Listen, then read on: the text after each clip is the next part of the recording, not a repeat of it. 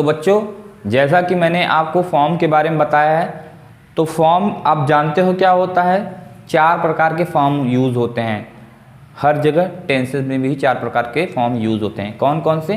First form, second form, third form, fourth form, या इसी fourth form को हम आईएनजी फॉर्म भी कहकर पुकारते हैं। तो मैंने आपको बताया भी था, नहीं बताया तो आप फिर जान लीजिए। जहाँ जहाँ भी इनडेफिनिट टेंस रहेगा, क्या रहेगा?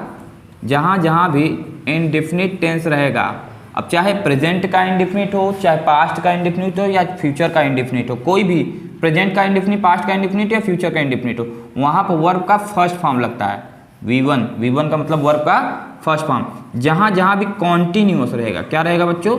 जहाँ जहाँ भी कॉन्टिन्यूअस रहेगा वहाँ पर वर्ब का कौन सा फॉर्म लगेगा? V4, या फिर आप इसे आईएनजी फॉर्म भी कह सकते हैं। ठीक है, वर्ब में आईएनजी फॉर्म लगता है, वर्ब के फर्स्ट फॉर्म में आईएनजी फॉर्म। ठीक है, V4 आप कह सकते हो इसे, यानी कि वर्ब का फोर्थ फॉर्म, या वर्ब में आईएनजी फॉर्म, दोनों ही कह सकते हैं। जहाँ जहाँ भी बच्चों परफेक्ट रहेगा, क्या रहेगा बच्चों? जहाँ जहाँ भी परफेक्ट टेंस रहेगा वहाँ पर वर्ब में थर्ड फॉर्म लगेगा, वर्ब का थर्ड फॉर्म। और जहाँ जहाँ पर परफेक्ट कॉन्टिन्यूअस रहेगा, क्या रहेगा? परफेक्ट के साथ कॉन्टिन्यूअस, शॉर्ट में मैंने लिखा है, वहाँ पर भी जहाँ जहाँ कॉन्टिन्यूअस आ गया आप समझ लो कि वहाँ पर आईएनजी फॉर्म लगेगा, V1 प्लस आईएनजी।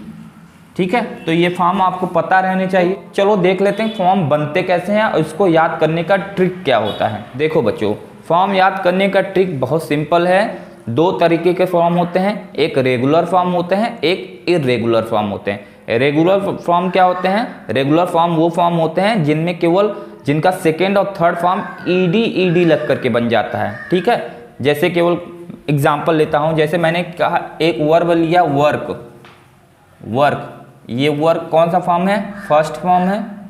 ठीक है, V1 है, यानी आप फर्स्ट फॉर्म कह सकते हो, वर्ब का फर्स्ट फॉर्म है। सेकेंड फॉर्म ऐसे ही होता है, थर्ड फॉर्म होता है, थर्ड फॉर्म, और कौन सा फॉर्म होता है बच्चों? आईएनजी। ठीक है, तो मैंने वर्क ले लिया, वर्क का फर्स्ट फॉर्म हो गया, सेकेंड फॉर्म क्या होगा? वर्कड होगा, फिर थर्ड फॉर्म भी वर्कड होगा, अब फोर्थ फॉर्म क्या होगा? वर्किंग। क्या हो जाएगा? वर्किंग। तो आपने देखा ये ऐसे वर्ब होते हैं जिनमें केवल सेकेंड फॉर्म में ईडी लग जाता है और फर्स्ट फॉर्म में आईएनजी आप लगा दोगे तो V4।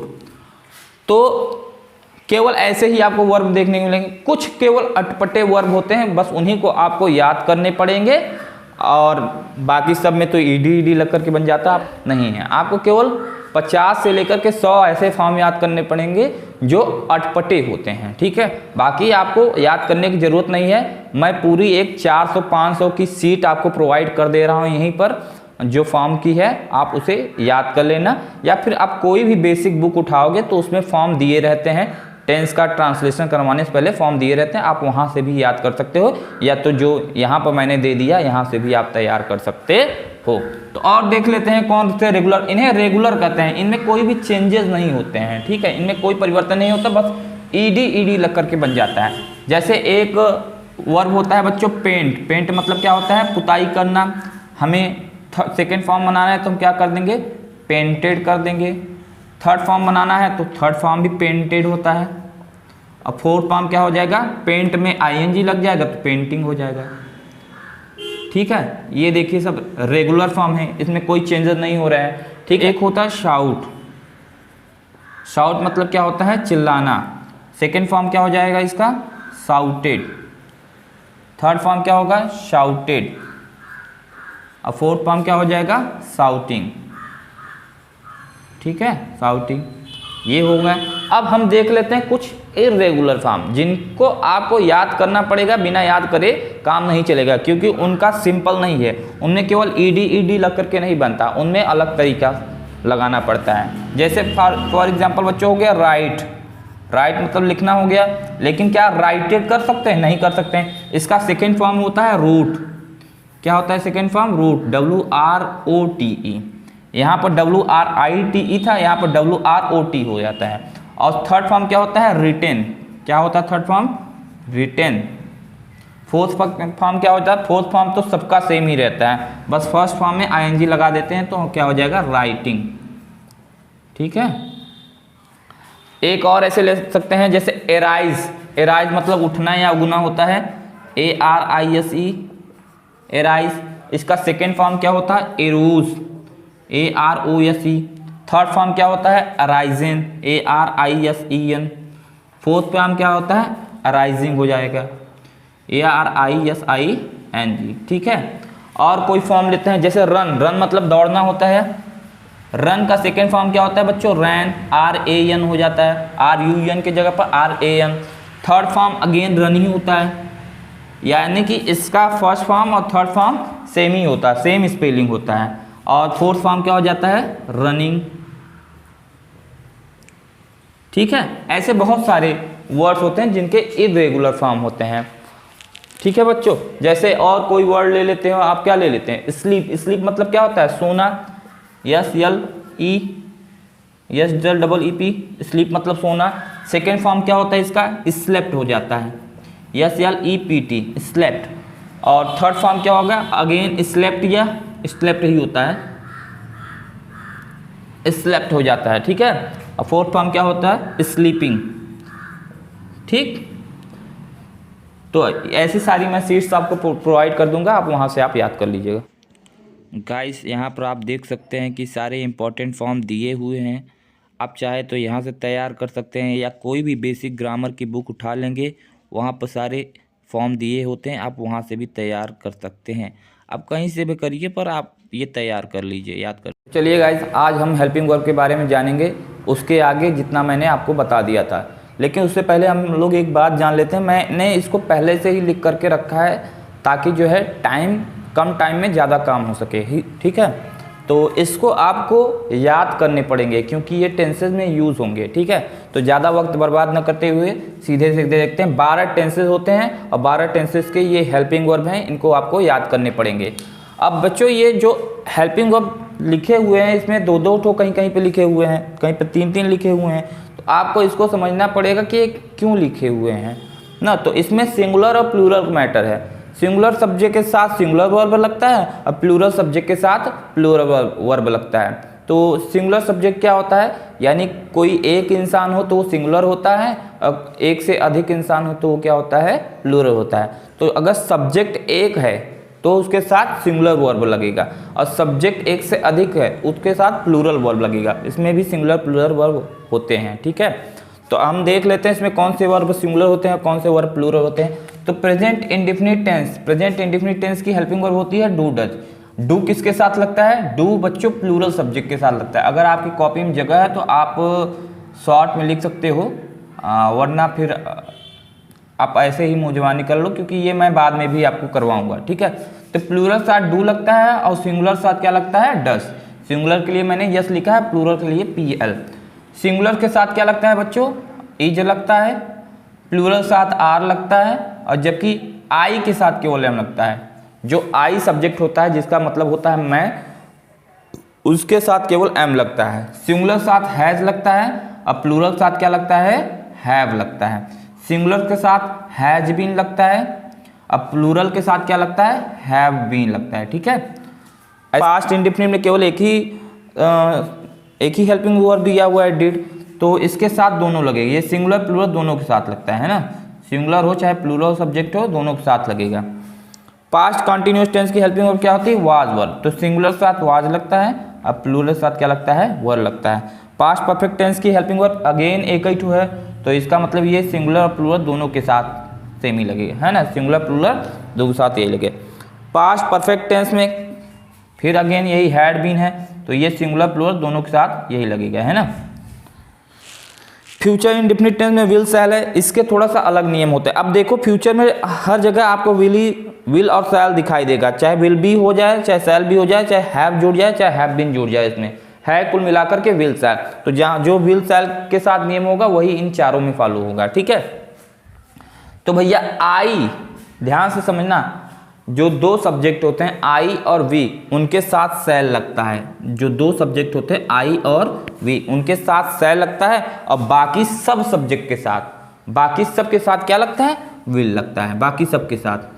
ठीक है। यहाँ पे मैं लिख दे रहा हूँ आई वी के साथ जो है आई और वी के साथ क्या लगेगा बच्चों, शैल लगेगा।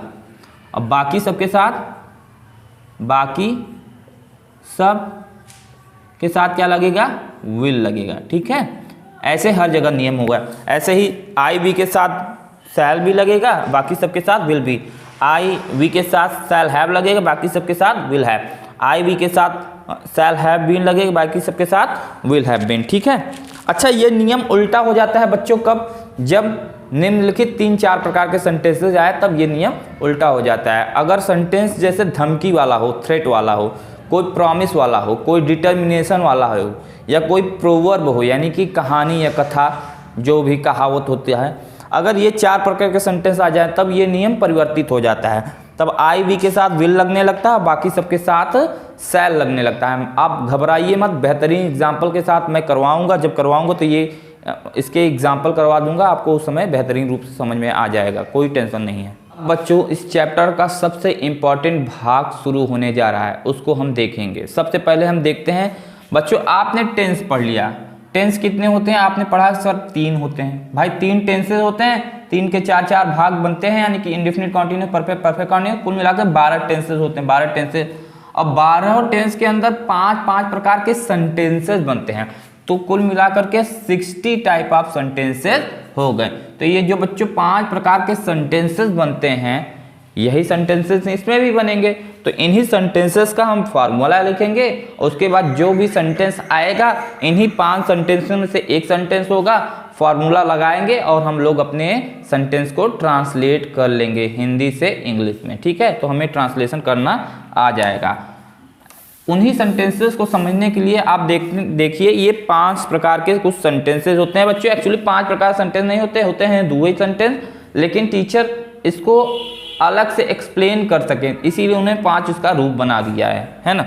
तो देखते हैं भैया, पॉजिटिव सेंटेंस क्या होता है। पॉजिटिव सेंटेंस, पॉजिटिव सेंटेंस बच्चों वे सेंटेंस होते हैं जिनमें हमें हिंदी से इंग्लिश में समझना है, तो जिनमें नहीं शब्द या फिर कोई प्रश्न पूछा ना गया हो तो पॉजिटिव सेंटेंस होते हैं। फॉर एग्जाम्पल हम एक एग्जाम्पल ले लेते हैं कि वह जाता है, वह जाता है। ये क्या, कौन सा सेंटेंस हो गया, पॉजिटिव सेंटेंस हो गया, क्योंकि इसमें कोई नहीं शब्द नहीं है, प्लस कोई क्वेश्चन भी नहीं पूछा गया। नेगेटिव सेंटेंस क्या होता है, पॉजिटिव सेंटेंस में ही नहीं शब्द मिला देते हैं तो नेगेटिव सेंटेंस बन जाता है। जैसे अगर हम इसी को नेगेटिव बनाएं तो क्या हो जाएगा, वह नहीं जाता है। क्या हो जाएगा बच्चों, वह नहीं जाता है। ठीक है।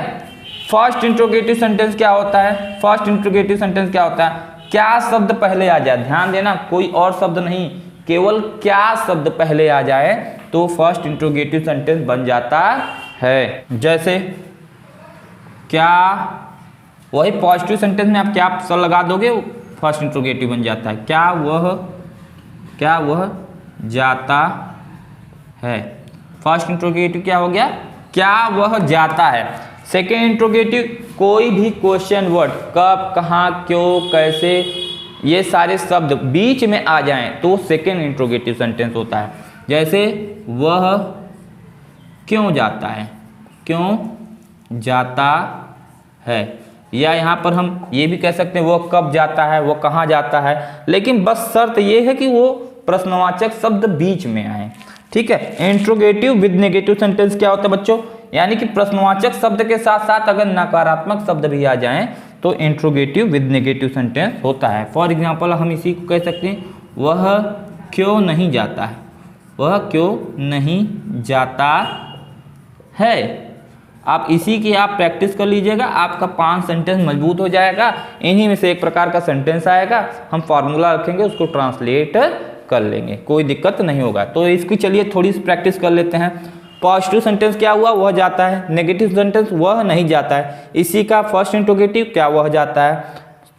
सेकेंड इंट्रोगेटिव वह क्यों जाता है। इंट्रोगेटिव विद नेगेटिव वह क्यों नहीं जाता है। चलिए कोई एक सेंटेंस लेते हैं। फॉर एग्जाम्पल जैसे मैं कहता हूँ कि मैं खाता हूँ, तो इसका नेगेटिव सेंटेंस क्या होगा, मैं नहीं खाता हूँ। इसका फर्स्ट इंट्रोगेटिव सेंटेंस क्या होगा, क्या मैं खाता हूँ, क्या मैं खाता हूँ। सेकेंड इंट्रोगेटिव सेंटेंस हो जाएगा मैं क्यों खाता हूँ, क्या हो जाएगा, मैं क्यों खाता हूँ। इंट्रोगेटिव विद नेगेटिव सेंटेंस क्या हो जाएगा, मैं क्यों नहीं खाता हूँ।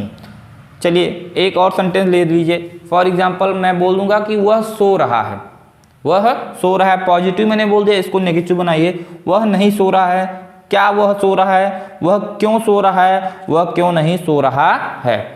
फॉर एग्जाम्पल राम कुर्सी पर बैठा है, राम कुर्सी पर बैठा है, पॉजिटिव सेंटेंस होगा। इसका नेगेटिव बनाइए, राम कुर्सी पर नहीं बैठा है, केवल नहीं शब्द आपको जोड़ देना है।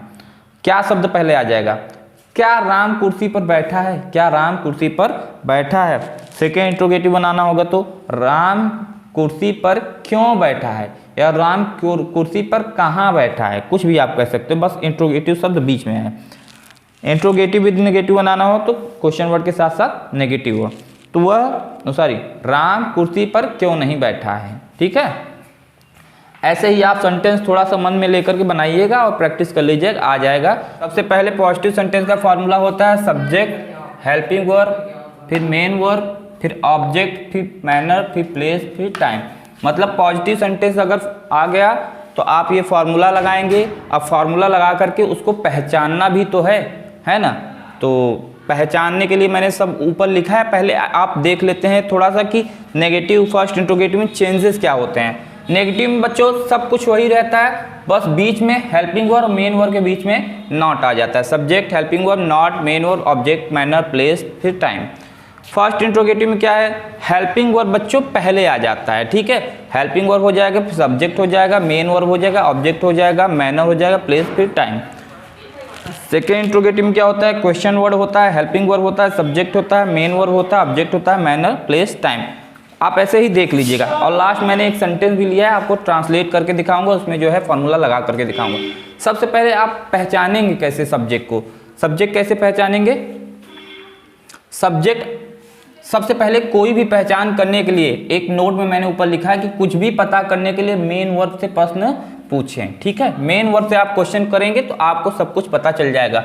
अगर आपको सब्जेक्ट पहचानना है, सब्जेक्ट कहाँ है हमारे सेंटेंस में, कोई भी हिंदी वाक्य सेंटेंस दे दिया गया और उसमें पूछ लिया गया सब्जेक्ट क्या है, तो आप प्रश्न पूछेंगे, आपको पता चल जाएगा। फॉर एग्जाम्पल यही जो क्वेश्चन मैंने एक लिख करके दिया है कि वह कल स्कूल में धीरे धीरे अंग्रेजी पढ़ रहा था, तो भैया सब्जेक्ट पहचानने के लिए कौन का क्वेश्चन पूछते हैं, किसका क्वेश्चन पूछते हैं, कौन का। और किससे क्वेश्चन पूछते हैं, मेन वर्ब से क्वेश्चन पूछते हैं ना। तो देख लेते हैं अभी हेल्पिंग वर्ब कहाँ रहता है बच्चों। हेल्पिंग वर्ब हमें हिंदी से इंग्लिश में ट्रांसलेशन करना है, तो हेल्पिंग वर्ब हिंदी वाक्य के अंत में जो था, थे, थी, है, हूँ, या गा, गेगी रहता है, ये सब क्या होते हैं, हेल्पिंग वर्ब भी होते हैं। तो हेल्पिंग वर्ब कहाँ होता है, हिंदी वाक्य के अंत में। मेन वर्ब कहाँ होता है, वो एचवी के ठीक पहले। एचवी मतलब हेल्पिंग वर्ब, जहाँ पे हेल्पिंग वर्ब होगा, यानी कि फॉर एग्जांपल जैसे था, ये है हेल्पिंग वर्ब है, तो इसके जस्ट पहले क्या है, मेन वर्ब। तो एचवी के ठीक पहले क्या होता है, मेन वर्ब। तो पढ़ रहा क्या है, आपका मेन वर्ब है, मैंने आपको बताया था शुरुआत में। ऑब्जेक्ट कैसे पता करते हैं, क्या, किसे, किसको का क्वेश्चन करके। ठीक है, दो ऑब्जेक्ट होते हैं, direct object, indirect object. Direct object पता करने के लिए क्या का क्वेश्चन पूछा जाता है, और इनडायरेक्ट ऑब्जेक्ट किसे या किसको का क्वेश्चन पूछते हैं। ठीक है, मैनर, मैनर मतलब होता है तरीका, तरीका पता करने के लिए कैसे का क्वेश्चन पूछते हैं। और प्लेस पता करने के लिए कहाँ का क्वेश्चन पूछते हैं। टाइम पता करने के लिए कब का क्वेश्चन पूछते हैं। चलिए, हमने ये सेंटेंस एक लिख रखा है कि वह कल स्कूल में धीरे धीरे अंग्रेजी पढ़ रहा था। अब इसमें सब कुछ कवर हो जाएंगे बच्चों, जरूरी नहीं है कि सब कुछ मैनर, प्लेस, टाइम आए। हर सेंटेंस में ये चार चीज़ तो आपको देखने को जरूर मिलेंगे, subject, helping verb, main verb, object. ये हो भी सकते हैं मैनर, प्लेस, टाइम, और शायद नहीं भी हो सकते हैं। लेकिन मैंने एक ऐसा सेंटेंस ले लिया कि जिसमें सब कुछ आ गया है। अब इसमें मैं आपको प्रैक्टिकली सब कुछ लागू करके दिखाऊंगा। तो सबसे पहले ये सेंटेंस पहचान, पहले हम टेंस पहचानते हैं। फर्स्ट स्टेप क्या होता है, टेंस पहचान है। टेंस कौन सा है मैंने पहचानना आपको सिखाया था। लास्ट में था, थे, थी है तो पास्ट हो गया, और उसके जस्ट पहले क्या लगा है, रहा, रहे, रही लगा है, तो क्या हो जाएगा, कॉन्टिन्यूस, यानी कि पास्ट का कॉन्टिन्यूस टेंस हो गया। अब जैसे ही आपने पास्ट कॉन्टिन्यूस टेंस जान लिया, तो आप बताइए पास्ट कॉन्टिन्यूस टेंस की हेल्पिंग वर्ब क्या होती है, वाज और वर। ठीक है, तो ये पहचान लिए, पास्ट कॉन्टिन्यूस टेंस हो गया। आपने टेंस की पहचान कर ली कि पास्ट कॉन्टिन्यूस टेंस है। अब आप सेकेंड नंबर पहचान करेंगे कौन सा सेंटेंस है। कौन सा सेंटेंस है इन पांचों सेंटेंस में से, बच्चों आप कहोगे पॉजिटिव सेंटेंस है। क्यों, क्योंकि इसमें कोई प्रश्न नहीं पूछा गया है, प्लस कोई नहीं शब्द नहीं दिया, तो ये कौन सा सेंटेंस हो गया, पॉजिटिव सेंटेंस। देखिए ना, वह कल स्कूल में धीरे धीरे अंग्रेजी पढ़ रहा है, क्या इसमें कोई प्रश्न आपसे पूछा जा रहा है, नहीं ना। तो ये क्या हो गया आपका फर्स्ट, क्या कहते हैं, पॉजिटिव सेंटेंस हो गया। तो पॉजिटिव सेंटेंस वाला हम फार्मूला लगाएंगे और उसको ट्रांसलेट करेंगे। यहाँ पर एक नोट में लिखा है कुछ भी पता करने के लिए मेन वर्ब से आप प्रश्न पूछें, ठीक है। तो मैंने प्रश्न क्या पूछना है, कैसे पता करना है, सब कुछ ऊपर लिख दिया है।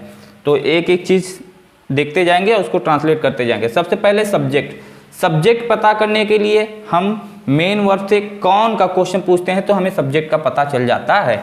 तो पढ़ रहा था, तो पढ़ रहा ही आपका मेन वर्ब है, इसी से आप क्वेश्चन पूछोगे तो भैया पढ़ रहा था, कौन पढ़ रहा था, आप कहोगे वह पढ़ रहा। तो आप सबसे पहले सब्जेक्ट रख दोगे ही, क्योंकि वह की अंग्रेजी क्या होती है, ही, ठीक है।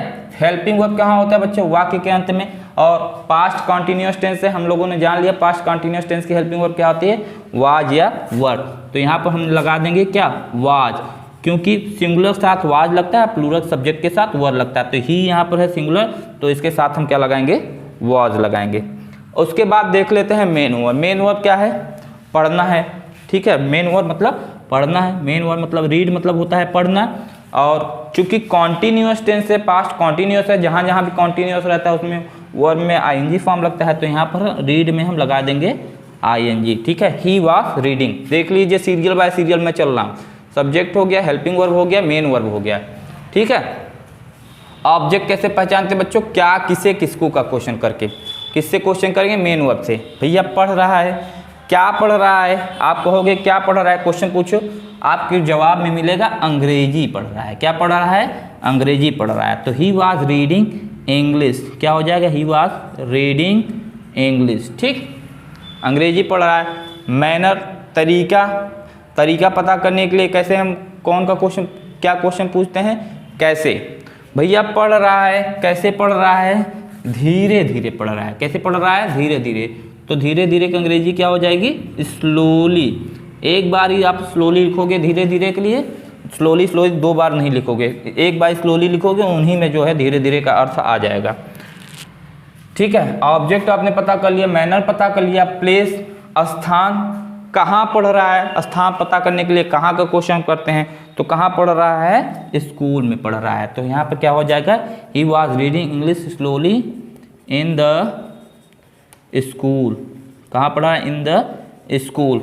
अब बच्चों टाइम लास्ट में दिया हुआ है, टाइम पता करने के लिए कब का क्वेश्चन पूछते हैं, कब पढ़ रहा है, कब पढ़ रहा था, तो आप कहोगे सर कल पढ़ रहा था।